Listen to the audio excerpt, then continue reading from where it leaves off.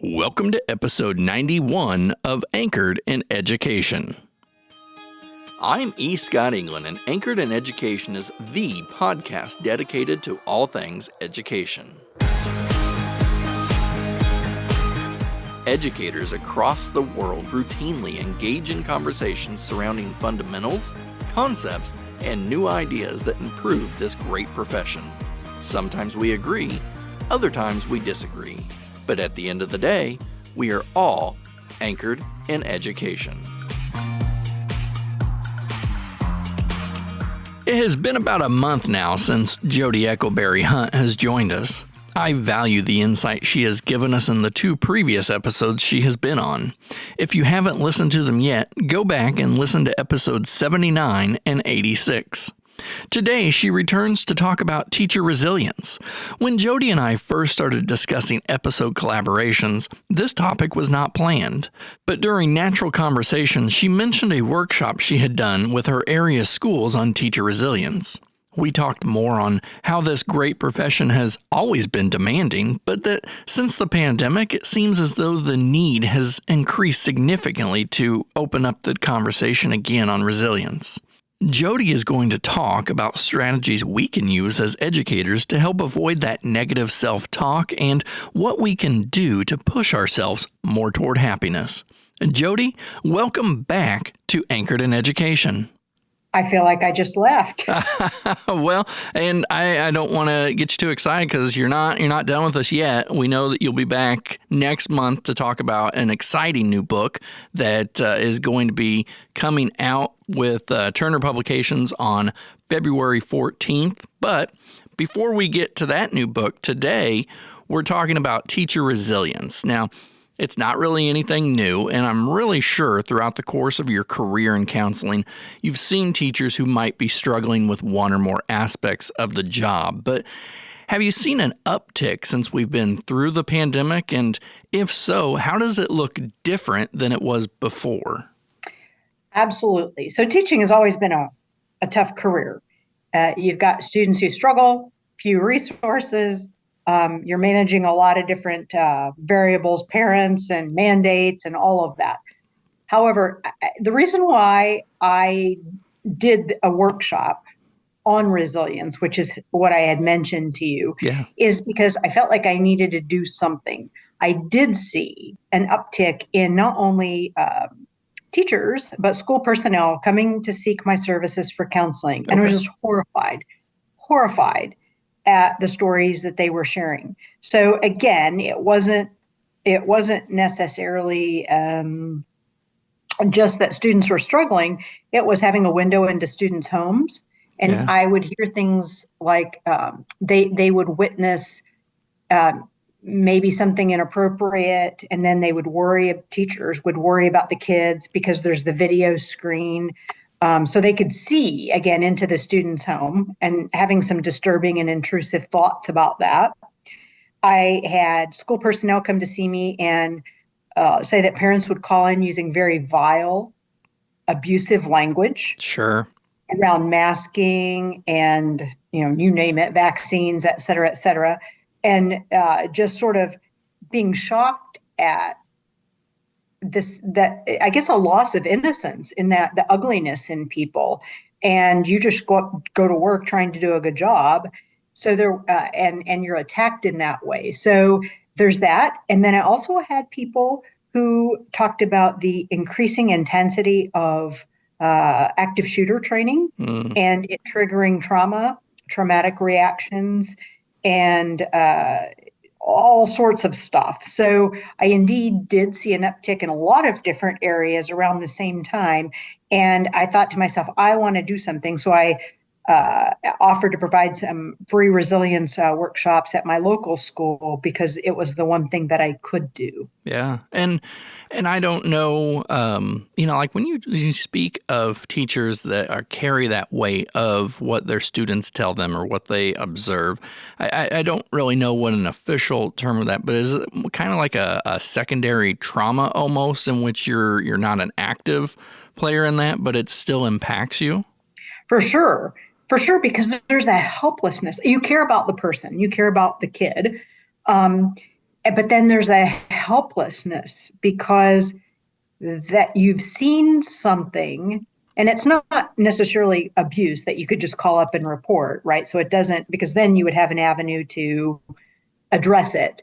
But that's really also not your job to do counseling with the child. Right. You can check in with the child, but the child may not have wanted you to see that. And there's the embarrassment and the shame. It's just very complicated to see that, feel helpless, and then maybe confused about what is your role and how far should you go and the consequences. And it's just an unraveling of the thoughts around that. Yeah. Now, you talked about that you've gone out in your area, you've spoke to teachers, and in your presentation, you talk about cognitive behavior therapy, or CBT, mindfulness, and self-talk. Now, we've discussed all of these in the 2 previous episodes where you joined me, but I'm wondering how these things, the CBT, the mindfulness, the self-talk, look different through an educator lens. So again, as I've mentioned before, teachers are helpers by nature. And then, so the self-talk in a educational setting is, this kid needs me.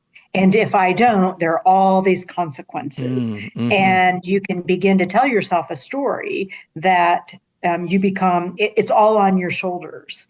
And looking at the problem is, you're looking into the eyes of a child, and the innocence and all of that is is pulling on you. So again, you can get this self-talk, I have to, I must, and it becomes hard to reel that in. And then, by the way, I've had a lot of teachers be very concerned about being observed in the classroom. Oh, okay. And then, not that they're worried about doing a bad job, but they're not feeling their best. And all the self-talk of, I have to do this and I have to do that, or these bad things are going to happen. And we all human beings have self-talk, and unhealthy self-talk at that. But the problem is, when it gets so loud, it becomes hard to actually be in the moment and do the things that you need to do. And in fact, I've told a lot of teachers that you are the expert. You know what to do. And wait till somebody brings it to your attention that there's a problem before assuming or jumping to the conclusions, because you're creating a problem in your head that is getting in the way of you being effective. And then it's no wonder that you can't experience the joy, because you're beating yourself up all the time. It's interesting when you mention, that we are the experts within our field. And maybe I'll get into the next question, see if it addresses this, because I think a lot of times we are the experts, but we have so many other people, even outside education, telling us what to do or that we're doing things wrong. And so that leads me into talking about self-defeating beliefs. And now these can be categorized as negative views you have about yourself, or the beliefs you hold about your relationships with others. One self-defeating belief is convincing ourselves that a situation will get better if we're patient enough to wait it out. Really, though, this just leads to a lot of frustration. So how do we recognize self-defeating beliefs as roadblocks, and what can we do to navigate through them? Therapy helps, because I think the problem with self-defeating beliefs is they can often be invisible to us. We're just so used to doing our thing that we don't necessarily see them. So one technique that I have in my resilience workshop is to write down one negative thought you have about yourself. Okay. And then you ask yourself, which, by the way, I want to say that I got this from David Burns' workshop, Feeling Good Handbook. It's a great CBT book. But one piece of negative self-talk that you have, and then ask yourself, if that were true, what would it mean? And write that down. And if that were true, what would that mean? And write that down. And eventually you'll come down to a possible self-defeating belief. So, for example, for me, one thing I say to myself is, what if you say the wrong thing? Well, what would that mean? It would mean that people would think you're stupid. Well, what would that mean? Well, then essentially coming down to, you're not a good person. So the self-defeating belief is that I'm not good enough.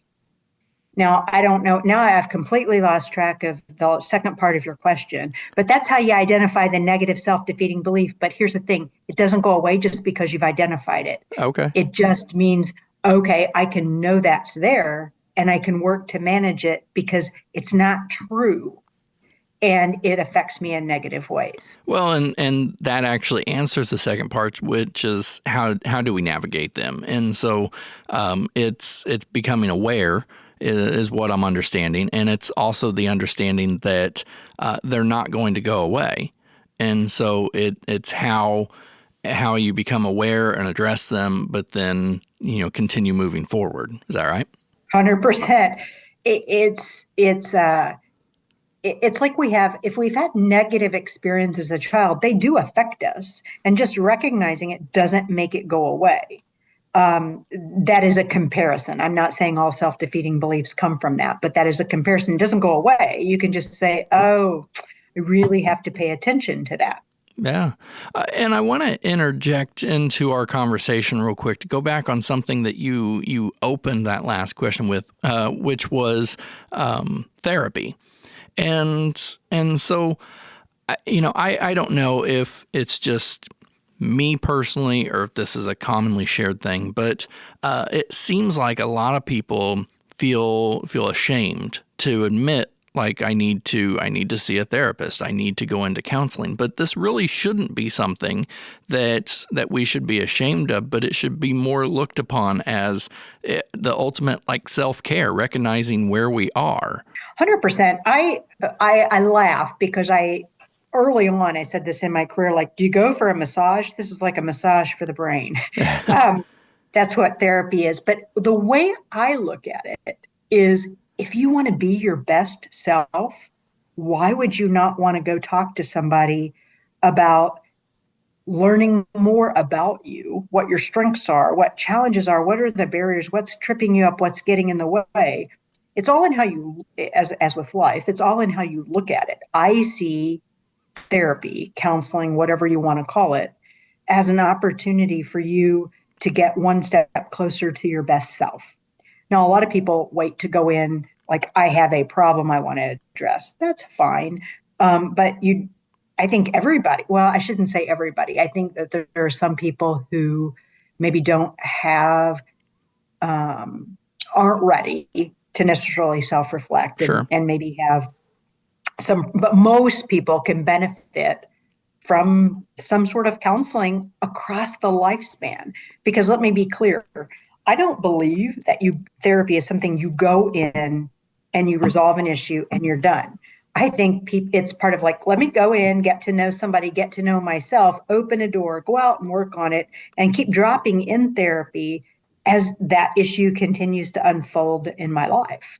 Yeah, and man, that makes me want to talk about the book you have coming out in February, in which you've talked about those who come in and maybe see you once, and then you don't see them for a couple years, but then when they realize, as you said, to unpack or unfold, as more of it unpacks or unfolds in their life, they show back up. And there they are again. But you do bring up a good point in that, parents send their students to school to become, educated, taught, and they send them because the teachers there are the experts. And so if we want to be the better version of ourselves, why would we not consult the experts in that field? And I think it's just something important to just throw into the middle of this, that if you want the best version of yourself, the massage for the brain, I love that, then seek that and don't be ashamed. Absolutely. And, I take a different, I have a different attitude toward education. I am not a huge believer in rote memorization. As far as education, Yeah. I want educators who are going to teach my kids how to learn and have an attitude toward education. And that is your specialty. And I think that not everybody's going to do it the same way. And that's excellent. Yeah. Like, diversity is wonderful. We don't want everybody doing a cookie cutter approach. No. And if somebody has a a bad experience in the classroom, that's also a learning experience about oneself. And so I don't necessarily like say that's a teacher problem. You're not going to, not going to love every single teacher that you have. No, And parents aren't going to love every single teacher that their kids have. absolutely And not. that's all great. So I guess when I do coach teachers, I say, you do you. And but the key is being flexible in the moment to, like, if there's a moment in a classroom to veer off, do that. Don't be so worried about the mandates and all of that. What makes a great teacher is one who can be in the moment. And that goes back to the mindfulness and all the stuff going on in your head, the mandates in your head. Yeah. They are as confusing to getting your job done as the mandates from the legislature. Yeah, you're absolutely right. Well, it was I'll bring us back on track, but it was a good diversion, and I think that we definitely needed to hear that, and also it serves as a great segue into talking about criticism for a moment, because as you talk about doing your own thing, being the expert, you're bound to encounter criticism. It could be from an administrator, it could be from a community member. Shoot, it could be from the teacher across the hall that's supposed to be on your side of these things. So what I've seen, and I've seen this anytime in education that we deviate from the norm, we open ourselves up to criticism. If we don't address criticism from someone, though, it can become unhealthy to our well-being. So in that presentation, when you talk about teacher resilience, there's a model. It's empathy, assertiveness, and respect with some subcomponents as well. Can we spend a little bit of time discussing this model? Yeah, so this model came from David Burns, who I mentioned earlier, and how to deal with difficult people. And I want to say at the front end, while we are exposed to criticism, I think the very first step is asking yourself, do you want to go there? So with parents, you have to go there. Like you have to respond to parental criticism. But if a colleague is just trying to pick an argument and is generally jerky that way, you don't necessarily have to have a response. But with people that you have to have a response with, your administrators, your parents, this model is proposed as a healthy communication model when having difficult conversations. So the first step is, by the way, I'm going to add, I know what the model is that you've seen, but I want to add a step. Yeah. The first step is identifying that one is triggered. Okay. So for me, when somebody starts something with me, I immediately start feeling a heat in my chest. And that is a sign to me that I need to step back, mentally, emotionally step back. And so I'm usually saying to myself, don't say anything. Don't say anything. So the model, the first step is empathy. Yeah. So once I've gotten to that place, it is saying, what is the other person likely feeling from their perspective in the world? How are they experiencing what just happened? And we can't fully do that, right? Because people have different life experiences. But first of all, saying what is maybe their perspective, and at least considering that. Then you say, gosh, I can tell that, for example, what happened is triggering to you or difficult, or I can tell that you're very concerned about your child, or I get it. This really feels important to you, or whatever. So you're just letting them know, I hear you. And that can be disarming. But then say, tell me more about that. Or can you please explain? So you're also buying yourself time, but you're getting more of an idea and you're allowing them the room to talk. So again, that's the initial piece. But then it doesn't just stop there. You also are assertive. You say, okay, now that I have heard you, and this is what I think that you're saying, so check that out. I want you to understand that this was my perspective, or this is my goal, and this is what I was trying to do, or these are the things that I think are important. So you're sharing in a respectful way a different perspective, and then showing respect for them, but in the end, kind of coming to some sort of joint understanding. And let me let me give you a really brief example of how this might Sure. work. If you're giving a presentation, and this was so helpful to me when I had anxiety about presenting. I was always worried somebody was going to ask a question that was going to be challenging, or they might have an agenda that was not in agreement with my agenda. And this was so helpful to have in my back pocket. When somebody says to you, is asking a question or being challenging, you can always just say, that is a good point. Let me think about that. And then you just, how do you argue with that, right? Right. So it's a way to step back. But I think if you want to really create that space, is to first start by saying that that's a good point. Yeah. Let me share something with you to consider.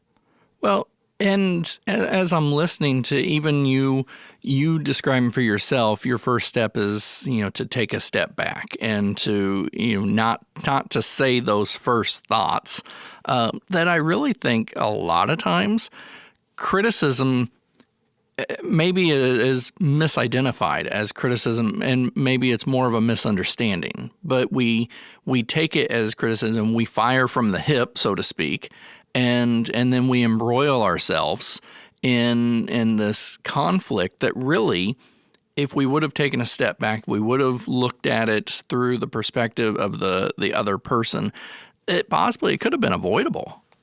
You never know, but you're hinting at one thing that I say to myself in terms of my self-talk is, this isn't about you. This isn't about, I'm saying that to myself. This isn't about you. And because we make it about ourselves, because that's how our brain is wired. But you have to remind yourself, there's oftentimes a whole other backstory or stories that have nothing to do with you. Yeah, you're absolutely right. And that is something that I read recently in a book we'll talk about next month, that, we so often think about, people are judging me, and people are, looking at me a certain way. And really, if we think about that, like, we're trying to say that the world revolves around us because everybody's looking and judging us, when really, very few people may even notice us when we're walking through the grocery store and our hair's out of place or something. I know that's trivial, but essentially that's what you're saying. Like, it's not about us. It's about everyone else. Yeah. And let me give you this perspective, from a perspective of a parent. As I consider my children, they represent the ultimate contribution that I've made on this earth. And they are the living, breathing, uncontrollable example of that. So they are everything. At the end of my life, they are going to be the measure, in my opinion, of my worth. Okay, good or bad, that's how I feel. Yeah. So when I'm talking to my teacher, that's the level of emotional investment. And if the teacher, and by the way, I hope I'm always respectful with the teacher, but if a teacher is feeling attacked or whatever, I want teachers to remember that that's what, when parents are talking about their kids, a lot of them are coming at it with that level of investment and feeling like, it's that kind of a situation, whether it is or not. So if you can think of that, that's how the parent is looking at it, it can help you realize why there is an emotional intensity. Oh, I think that's a great way to look at it. What a wonderful perspective. Now, I want to get back talking about resilience, and we can't be resilient if we aren't happy. While this may seem obvious on the surface, I think we often chase things we believe will make us happy, but they don't, while neglecting things we don't believe bring happiness, even though they would. And of course, talking about, maybe we pursue money and over pursuing exercise, to give just a couple of, what one may look like that we pursue when really we should be pursuing the other. There's many others, but what can you share with us about happiness and how it plays an integral role in our resilience? So I would have mentioned to you before that I think happiness always takes work. And by the way, having a good idea of what happiness is contentment, essentially Okay. a pretty stable contentment. You're always going to have good days or bad days, exceptionally good days or exceptionally bad days. But happiness takes work. And if you think about all the energy that you expend at work and other places, you have to have some sort of roadmap to backfilling. You have to have energy coming back in intentionally. It's interesting. I was just writing about emotional eating recently. And Yeah. why do people emotionally eat? It's because you're looking to self soothe, you're looking to calm yourself down. And we want to go for the quick and easy. So it's the food, it's Mm-hmm. right there. And it gives you like a quick sugar It high does. or Yeah. a carb high. And I get that. But really, to be happy, the science is very clear. It's the harder stuff. It's like exercise, it's journaling, it's spending time with positive friends, it's scheduling positive things in your life, it's pursuing your hobbies. All those things we say we don't have time for. So it's the same thing as saying I don't have time to be happy. Wow. Yeah. We not only have to have time to be happy, but that's, I mean, they're that's the be all end all to our life. I mean, what a sad way to go about things if we can't find that happiness. Now, I'm going to pull out a piece that you just talked about before we go, because you've talked about this in all of your books that I've read, but it's nothing we've covered on Anchored in Education yet, and that is journaling.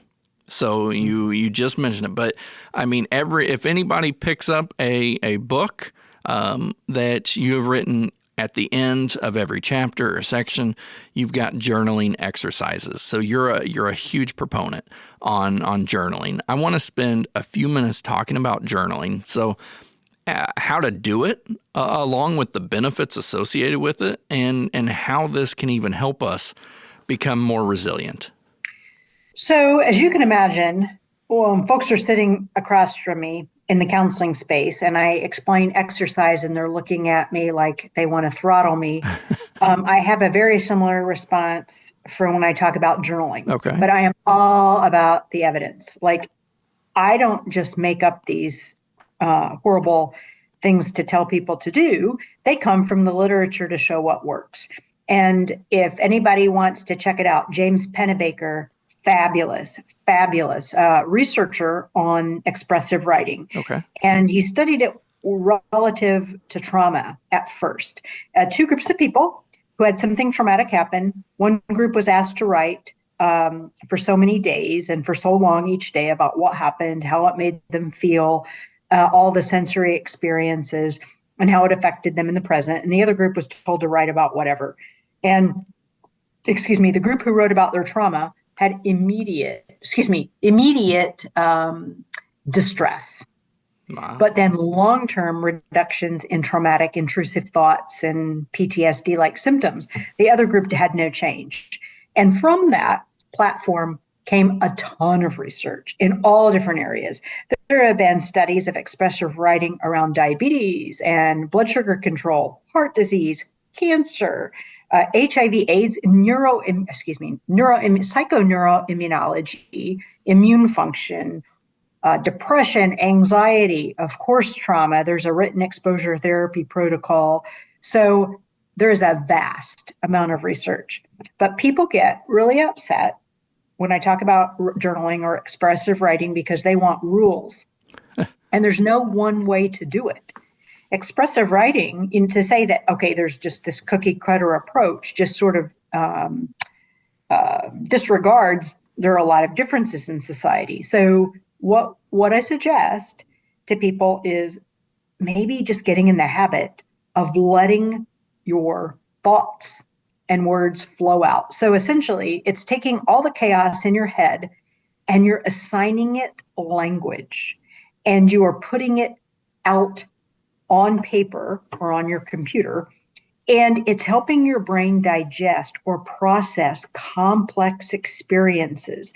And then when you see it, you can develop a sense of meaning or self-understanding. You're going to see self-defeating thoughts. You're going to see patterns. You're going to see progress in your life.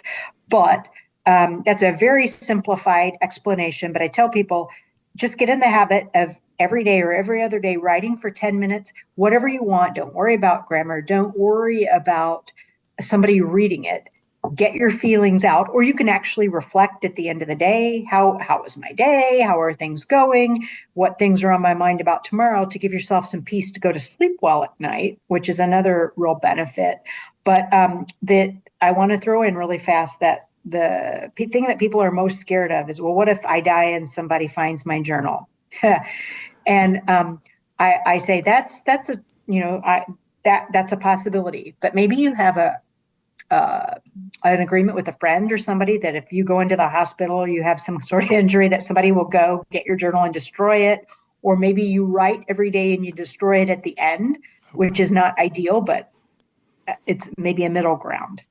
I guess a couple follow-ups. The first one is, does it matter if we physically write with pen, paper versus journaling electronically? So there's been some evidence to suggest that actually physically writing is more beneficial, but I don't really care. Okay. If that's going to get in your way, doesn't matter to me. I have, in my practice, I've seen no difference in terms of people who are willing to do it get benefit, however they do it. Yeah. And that was the second follow-up, because you do in your practice, at least through what I have read, you recommend journaling to, it seems like, everybody that comes through. And you've had people that have basically said, I'm not doing this. This is stupid. And they're very obstinate on journaling, but then you must wear them down, or they must give in or something. But they come back after journaling and they tell you. So, I mean, you've had this where they've come back and they're like, this works. 100%. And I usually laugh at people because I'm like, either you're paying or your insurance is paying and you got a copay and you're asking somebody to tell you something and then you say you don't want to do it. Like, help me understand the conflict there. I'm telling you what works. Do you want to feel better? Again, not everybody does the journaling, and it's not, I don't take that cookie cutter approach that everybody has to, right? But there is real benefit. Oh, sure. And when we're talking about teacher resilience, journaling definitely can play an aspect in leading to becoming more resilient and that overall goal of being happy. Jodie, thank you so much for joining us again on Anchored in Education, and we will see you next month to talk about that exciting new book. I can't wait. Now, you can find Jodie on Twitter. Search @J Eckleberry-Hunt. Before I wrap up today's episode, don't forget to head over to my website, escottengland.com, and click on today's episode to read more about Jodie. And don't forget to subscribe to Anchored in Education on whatever platform you get your podcast if you haven't done so already. As I stated at the beginning of our conversation, teacher resilience is nothing new. However, we have finally addressed the elephant in the room, which is how for decades teachers have neglected their own well-being. To get the very best of ourselves, we have to be at our very best. We can't do this if we are berating ourselves or convincing ourselves that we hold powers we truly don't have. Maybe it is hard to hear, but I think it is important. Do teachers shape lives and mold minds? 100%. But will we destroy those lives and minds if we will miss a day of work? Most definitely not. We also have to be cognizant of those outside the profession trying to dictate what we should and should not be doing or teaching. Having resilience is a way to strengthen our abilities to counter these arguments. Or an even better strategy is what Jodie said. Acknowledge that you hear what they have to say, but ask for time to process. Many times we feel we owe immediate responses to questions, statements, or accusations. This is an unreasonable expectation we put on ourselves. Throughout this episode, we have also teased Jodie's new book. It is a book on grit, growth, hope, and healing. It is a book that has already saved me from myself more than once. I hope you join us again next month so I can tell you more about my experience while Jodie and I discuss that book. Until then, focus on you. We need you to remain anchored in education.